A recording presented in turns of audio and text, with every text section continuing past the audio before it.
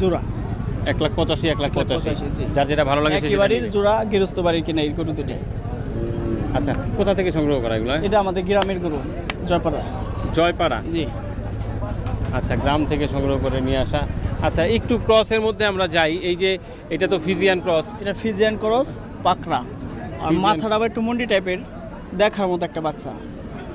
আচ্ছা, এইটার দাম কিরকম চাইতেছেন? লাল গরু তো দেখলাম আমরা মোটামুটি। এটা ভাই 1,45,000 বলে দিচ্ছি লাস্ট।